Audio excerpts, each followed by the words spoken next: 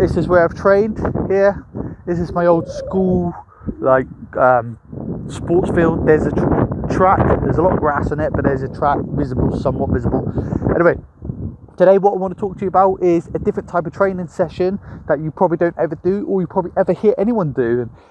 So I've got the little video up here somewhere of me doing it, what I've done today, and it's training the mind. So it's not training your legs, it's not training your chest and back, it's not doing a 10k run or whatever it may be. It's training your mind, and the sole purpose is to help push your mind further than it's hardwired to do. So for example, it's very hard to push yourself past a certain point. So if you ever exercise and you're someone who struggles to exercise, or you do exercise, you might tend to see yourself, you'll go to the gym, you work out for maybe an hour or so, and you just go on a running session, you'll sweat nicely, but very rarely do you really push yourself past to the point where it's like, that was a bloody tough session. Like I wanted to quit like halfway through and all that stuff.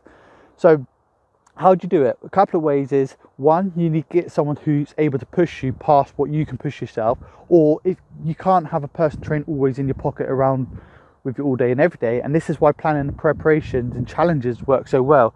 So today I planned this session mentally, just very quickly. It was a 1 mile warm up, and then it was 100 sprints, then it was 100 push-ups, sit-ups, star jumps, and squats. And then the reason why I planned it is because I know if I didn't plan it, I'll probably quit, or not quit, stop when I feel tired or feel like I've done enough working out. And I did, and exactly that happened. So after about 20 sprints, if you do it properly, well, it might be different for other people, but after 20 sprints for me, I was done. I wanted to be gone. I felt like I had a good workout. My legs were burning. I was sweating. However, because I had it written down, I had to finish it. So by the time it come to 50, I really wanted to quit. I didn't care about the plan that I had in my session. I was trying to fight myself, and I was like, Chris, you're done. Let's just go. You've had a great workout. Your legs are burning. You're going to feel it in the morning. Done. But you have to push yourself. You have to push yourself past that point. So I love getting to the point where I want to quit and then keep pushing myself to the end, even though I don't want to do it. But as soon as you finish it, you just feel so great, and you're so glad that you've done it. And it helps push your mind, and it helps you grow as a person. And when you do that, that is when you start changing. I hope you get a bit of insight out of that. I hope it's kind of opened your mind slightly. If you want to have a go, all you need to do is plan a session that you know you're going to find hard, and then double it. So double whatever you plan, or triple if you're brave enough. Plan a session that you know it's going to be hard to do, and then double the workout. So if you know 20 sprints is going to be very hard for you and very difficult for you to be able to achieve, double it. Do 40 sprints. It doesn't have to be sprints. It could be absolutely anything. It doesn't have to, it doesn't have to combine together. It doesn't have to be scientifically correct. What I mean by scientifically correct, like some people when they work out, which this works and it is a good thing to do, but when you're training the mind, it doesn't matter.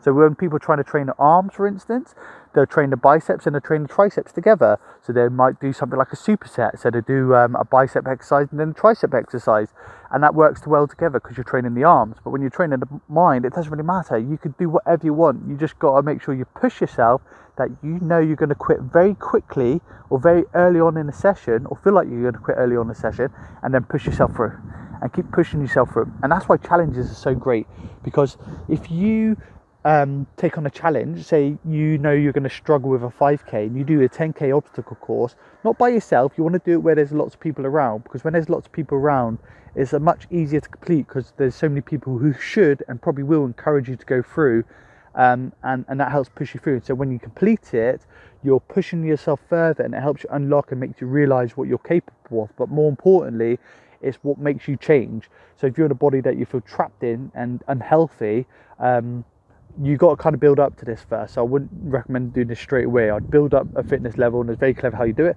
But when you're in that position, it doesn't take long, a couple of months to do so. When you're in that position and you have exercise for a while, then you can really push yourself, and it is what helps your body change. So it stops you from plateauing. So I hope you enjoyed. Comment below if you want me to ask, if you have any questions and all that stuff. Oh, actually, I might as well put like a little shameless plug in it. I've got a 30-day health challenge. It might have already started by now, but all the information, what you need to do, is going to be in the group. I'll put a link below of the group, in my comments below. I'm starting on Monday the 2nd, the first one, so I'm going to do this more than once. So if it's before Monday the 2nd of September 2019, then hit the link below, get yourself in, answer the questions. The reason why I want you to answer questions, it shows me how committed and how much you want this, and then you can get fit and healthy together. Right, have a great day. Ciao.